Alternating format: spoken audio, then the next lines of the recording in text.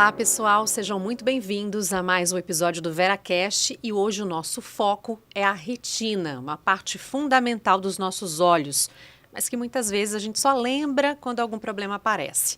Vamos falar sobre as principais doenças da retina, os sinais de alerta, as formas de prevenção e os tratamentos disponíveis. Para me acompanhar no episódio de hoje, eu conto com a presença dos oftalmologistas do Veracruz Oftalmologia, Dr. Tiago Silveira. Tudo bem? Joia, Marcela, obrigado pelo convite. Muito contente em ter esse espaço para a gente poder falar de saúde ocular, principalmente voltado para a retina. Muito obrigada. A gente aqui agradece também comigo, doutor Emmanuel de Assis. Como vai, doutor? Tudo bem? Tudo bem, Marcela. Queria agradecer o convite e agradecer toda a sua equipe por esse espaço para discutir assuntos importantes para os nossos pacientes e para a população em geral. Vamos seguir já com números bem importantes. A Organização Pan-Americana da Saúde estima que 2,2 bilhões de pessoas no mundo tenham algum problema visual, sendo que 1 bilhão poderia ter sido evitado ou tratado. Olha só, aqui no Brasil, uma pesquisa da Sociedade Brasileira de Oftalmologia mostra que 11,6% nunca consultaram o oftalmologista.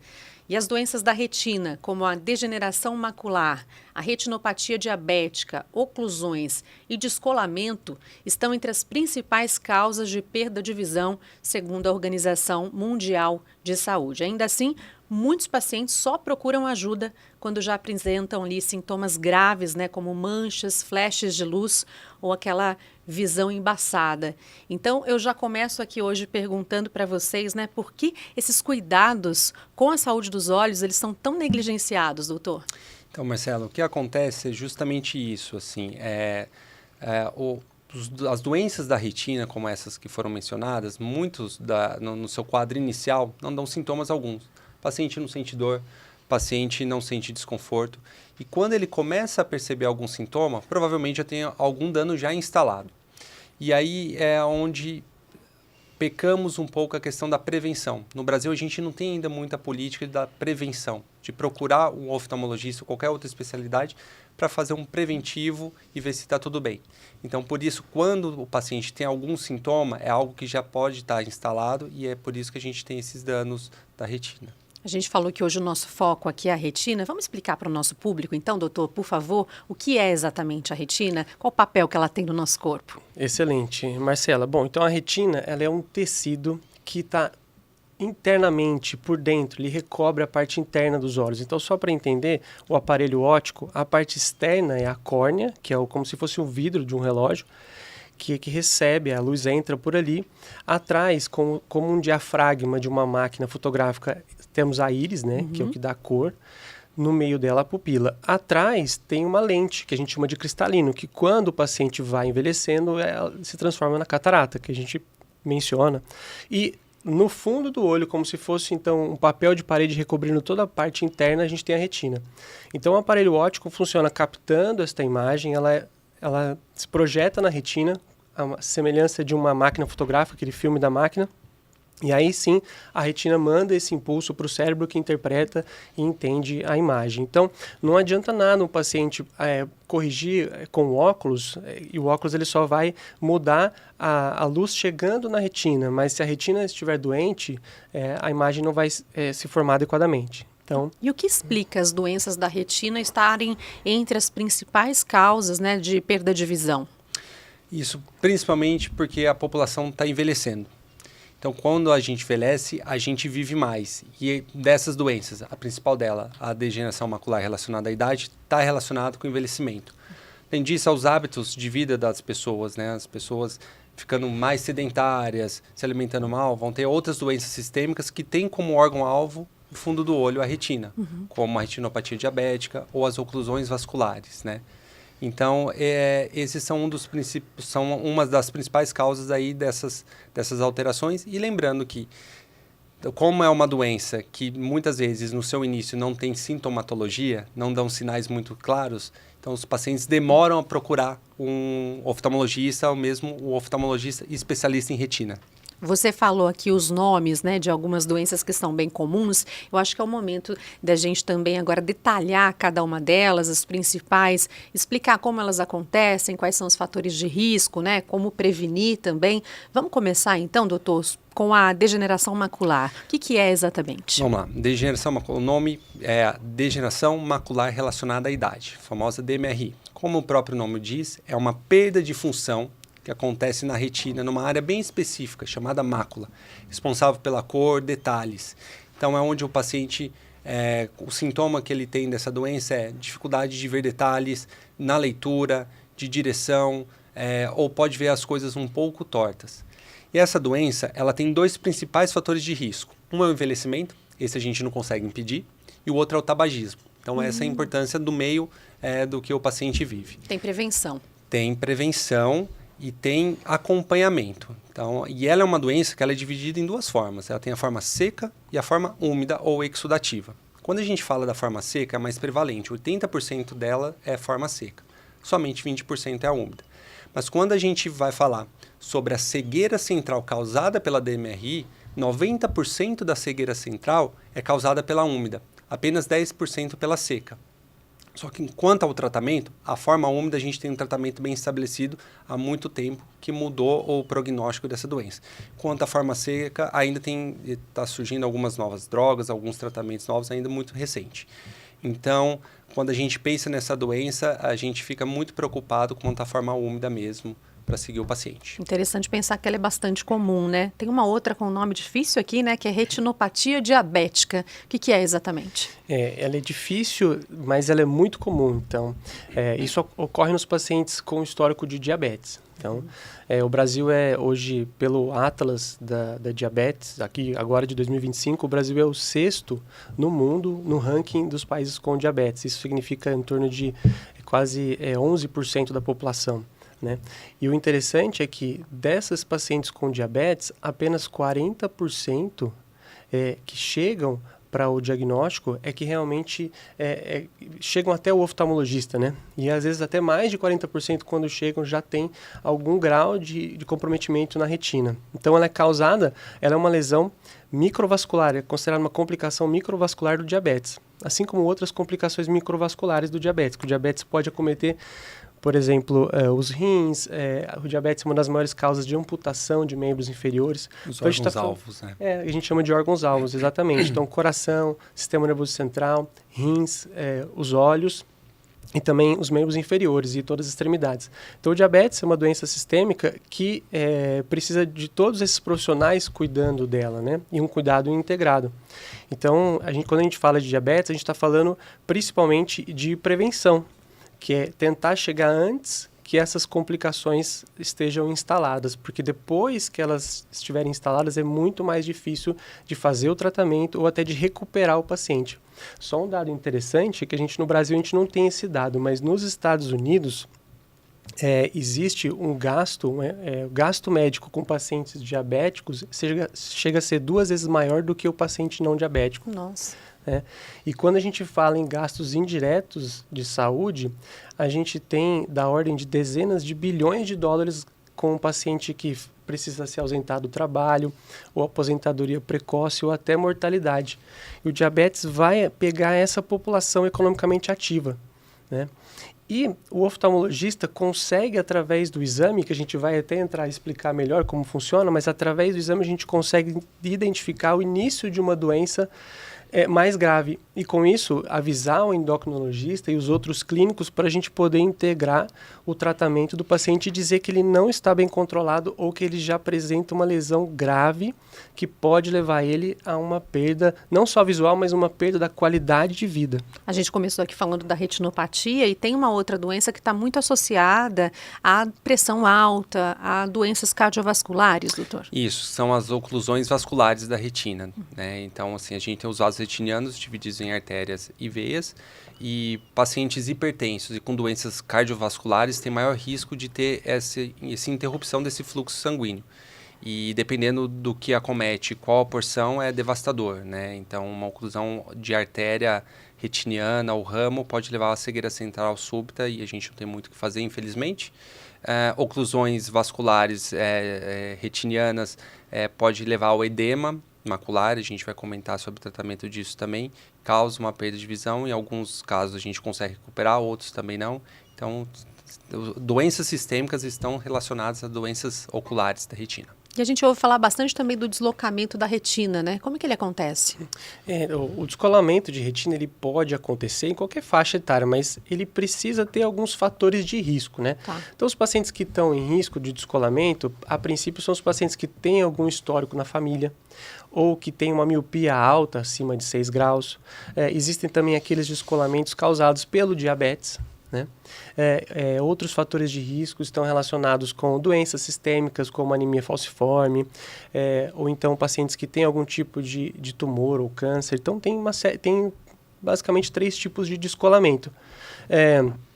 O descolamento é uma urgência oftalmológica, ele precisa ser corrigido. Então, quando a gente vai falar de tratamento, a gente precisa corrigir esse descolamento o mais rápido possível para tentar preservar a visão ou até evitar um dano maior da visão. Que se não for operado o descolamento, aí sim ele pode levar a uma cegueira. A gente está falando aqui de doenças diversas que têm fatores de riscos também diferentes, mas há sinais de alerta que podem ser comuns e que a gente tem que ficar bem atento, não pode ignorar?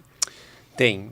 Quando a gente fala, por exemplo, da degeneração macular, os pacientes mais velhos é uma população a partir dos 55 anos. Pacientes jovens não vai ter essa doença. Então, isso a população mais jovem fica tranquila quanto a isso. O que os pacientes precisam notar? Borramento de visão, mancha central, perda de qualidade ou de foco, mancha no centro da visão como se fosse uma meia-lua, são sinais que podem estar direcionando a doenças da retina. Então, aí sempre procurar o seu oftalmologista, porque um exame clínico muito bem feito, a gente consegue diagnosticar muita coisa. Não precisa de muito mais do que um bom exame clínico, uma boa anamnese no consultório oftalmológico, para a gente diagnosticar essas doenças. Alguns outros sintomas, no caso do descolamento, deve ser algo diferente. Isso, o descolamento ele pode ter uma evolução súbita, né, ou até mais lenta. Mas basicamente a gente fala em 3 sinais importantes. Então, presença de pontos pretos na visão, que não existiam antes e agora apareceram. Presença de flashes, é como se alguém estivesse tirando uma fotografia do seu lado. Ou perda da visão, e essa perda visual pode ser ou da visão central ou de algum campo, né? E quando a gente está olhando assim, a gente percebe que alguma coisa diferente está acontecendo no nosso campo visual. Esses são 3 sinais de alarme. Então, apresentando, aí precisa de um oftalmologista o mais rápido possível para identificar. É claro que nem sempre o paciente que tem flash ou pontos pretos, ele está descolando a retina, né? Mas o descolamento pode iniciar com esses 3 sintomas. Existem tipos de descolamento que vão ser até assintomáticos. E esses daí são, o exame de rotina consegue identificar. Mas basicamente são esses. Vocês contaram aqui para mim hoje que tem alguns grupos, então, que são grupos de risco, né? São as pessoas mais velhas, os idosos, as pessoas que têm diabetes, também as pessoas que têm pressão alta, problemas cardiovasculares. Há outros grupos que têm que ter mais atenção com relação à saúde dos olhos, especificamente da retina?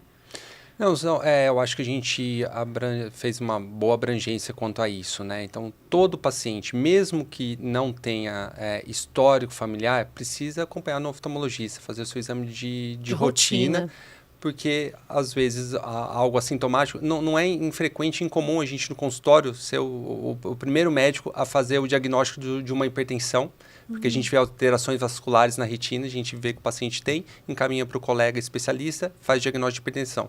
Mesmo de diabetes, às vezes o paciente nem sabe que tem, a gente vê alterações vasculares, microvasculares na retina, característico disso, pede os exames e a gente faz um diagnóstico. Então, assim, o que precisa de ficar de mensagem é que todos devem procurar o seu oftalmologista, mesmo sem sintomas. A princípio, tem que fazer o seu exame de rotina. Por que, doutor Hermano? O diagnóstico precoce é fundamental, né? Sim, eu queria acrescentar 2 pontos a essa resposta, Marcela. Quando a gente fala, por exemplo, de um paciente que tem diabetes, o diabetes do tipo 2, né? Uhum. O paciente com diabetes do tipo 2, quando ele faz o diagnóstico, a recomendação é que ele seja examinado pelo oftalmologista logo, né? Porque os estudos mostram que o paciente com diabetes tipo 2, no diagnóstico, ele já pode apresentar alguma doença retiniana. E provavelmente há 5 anos atrás, ele já tinha a doença e não sabia, quando é feito esse diagnóstico num paciente tipo 2. Então, pode ter já um dano na retina, né, irmão? Em relação ao diabético do tipo 1, tem uma diferença que às vezes é a criança, né, o adolescente que desenvolve a doença. Então, a recomendação é que a partir dos 11 anos de idade, que a criança ou adolescente seja examinada com pelo menos 2 anos de história do diabetes, né? E também tem uma outra questão especial sobre as gestantes. Então, a paciente que é gestante e desenvolve o diabetes gestacional, ela não precisa necessariamente de um exame oftalmológico, porque não tem estudos mostrando que esse diabetes vá levar a uma doença na retina. Mas a paciente que já é diabética e fica gestante, essa sim. Então, pode haver uma piora da doença retiniana, se já instalada, ou início de uma doença retiniana, no caso em curso uma gestação. Um outro ponto que eu queria acrescentar é em relação a que hoje fala-se muito na população pediátrica, né? Que até então, não faz muito tempo assim, só se ia no médico com 6, 7 anos de idade, porque o professor identificava que a criança não enxergava, né? E hoje não, a nossa recomendação é que desde a maternidade, com reflexo do olho vermelho, também o pediatra fazendo no consultório esse exame, e durante o primeiro ano de vida seja feito um exame completo, que vai avaliar não só a presença ou não de uma necessidade de óculos, né? E também com o fundo do olho, né?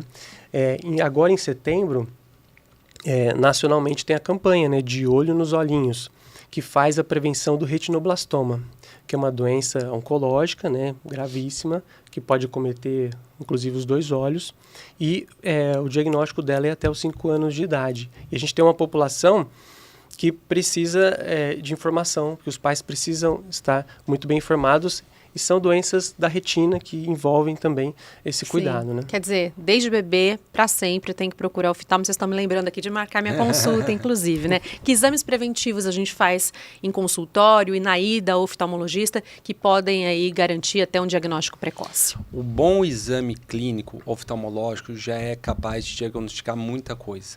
Então, quando chega no consultório, faz a anamnese, a gente vai medir a acuidade visual, fazer a medida da pressão intraocular, fazer a biomicroscopia, que é o exame externo do olho, vai avaliar a córnea, o cristalino, como o Emmanuel comentou, e um simples exame de fundo de olho, que é aquele que a gente dilata a pupila e a gente, através de uma lente, a gente consegue avaliar a retina. Então, esse exame clínico bem feito e básico, a gente consegue diagnosticar muita coisa.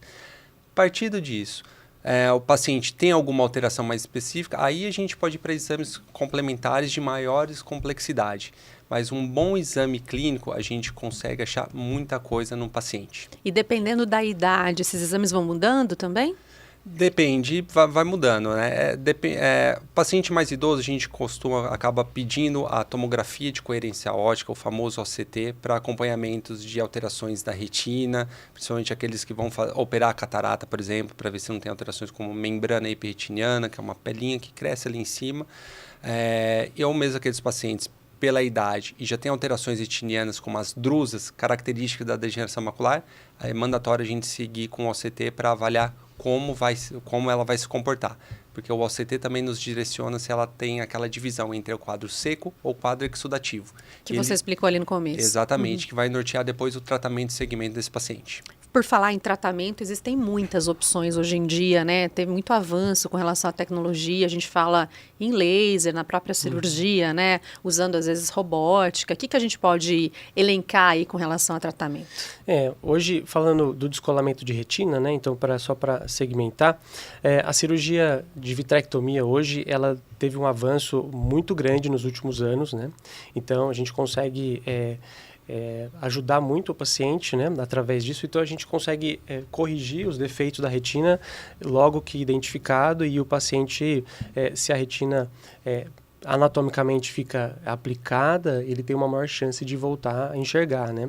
Até pouco tempo atrás, os pacientes falavam que descolavam a retina e não voltavam a enxergar.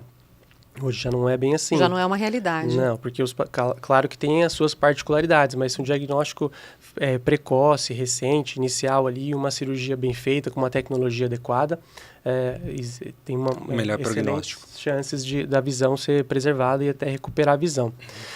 E com isso a gente lança a mão também de laser, de de outros tratamentos como gás, óleo de silicone, né, para fazer esse tratamento.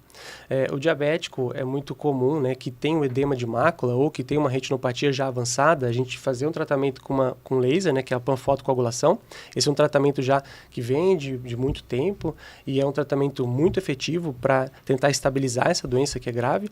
E os pacientes que têm um problema na mácula específica, aí nós temos aplicações de uma medicação que vai dentro do olho. Né? A princípio o paciente assusta um pouco com essa informação que a gente chega para o paciente que tem que fazer uma aplicação dentro do olho. Dá um pouco de aflição, né?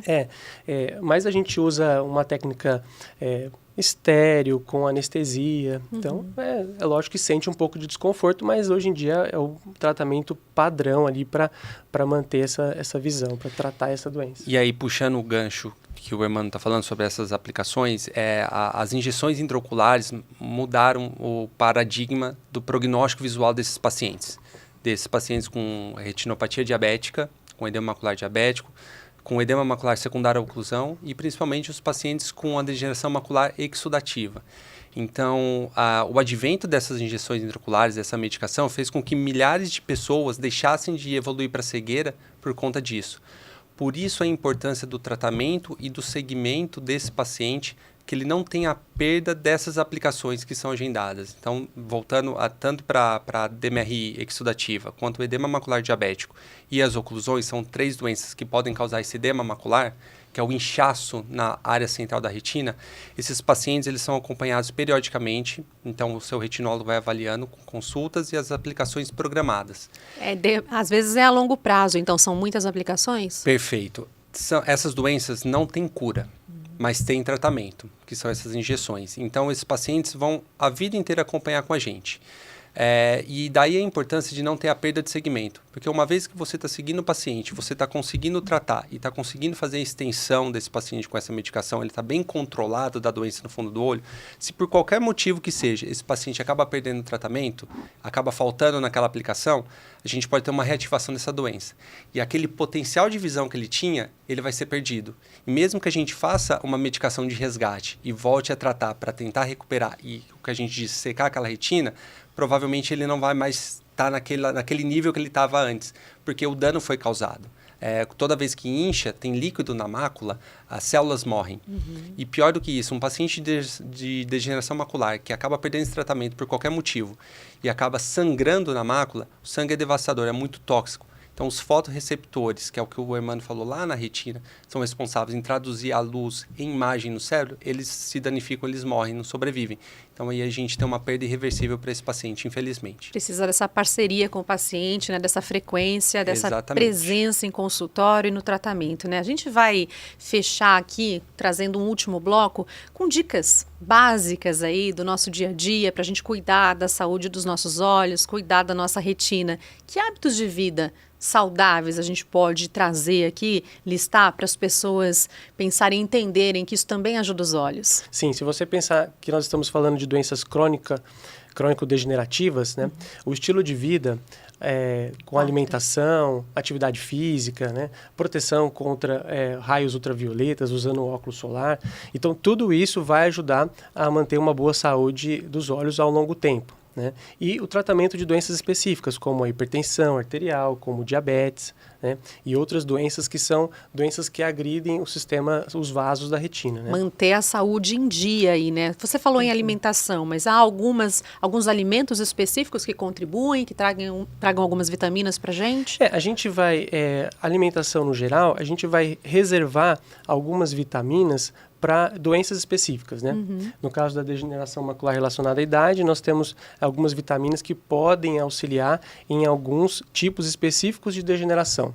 Mas a gente não recomenda para todos os pacientes, não é uma recomendação que a gente faz aí de rotina. Então, vão existir pacientes específicos, né? Principalmente degeneração macular relacionada à idade seca, que o Thiago falou muito bem, eles vão em algum momento precisar ou não, e aí vai ser discutido em cada caso algum suplemento de vitaminas ali para aquele paciente.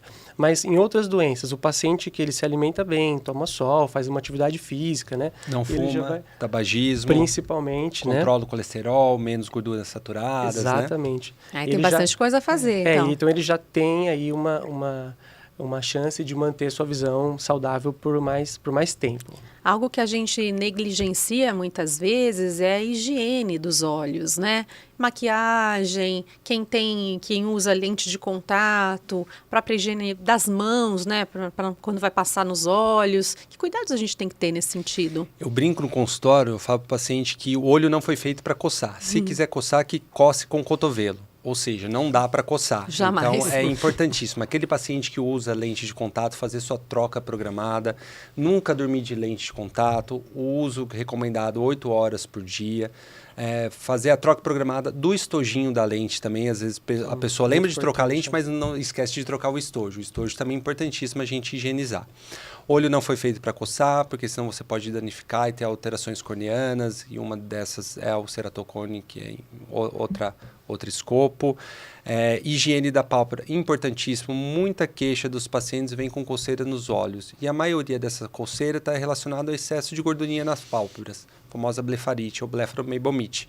Então, do mesmo jeito que a gente escova dente 3 vezes por dia, a gente toma banho, passa sabonete, o cuidado com os olhos também vem com isso. Então, eu sempre oriento os pacientes. Acordou, compressa de água morna, lava com shampoozinho neutro, que ajuda a tirar esse excesso de gordura. Isso é o cuidado, é o skincare do olho.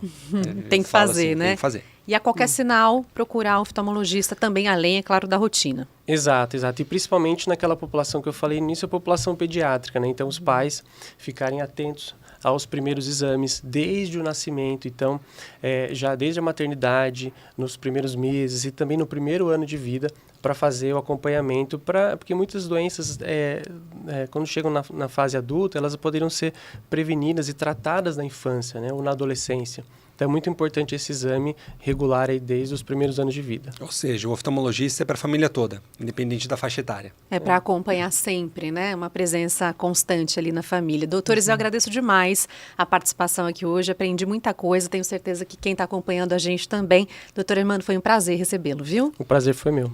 Obrigada, doutor Tiago, pela presença aqui hoje no VeraCast. Obrigado, Marcela, foi ótimo. Obrigado pelo espaço para a gente poder falar sobre saúde ocular e da saúde da retina, né? Tão importante para todos. Com certeza. E você, gostou do episódio? Então curta, comente, compartilhe. Esse aqui é o VeraCast, o podcast do Veracruz, que toda semana leva para você conteúdo sobre cuidado, saúde e bem-estar. Eu fico por aqui e te espero na terça que vem, às 8 da noite. Até lá!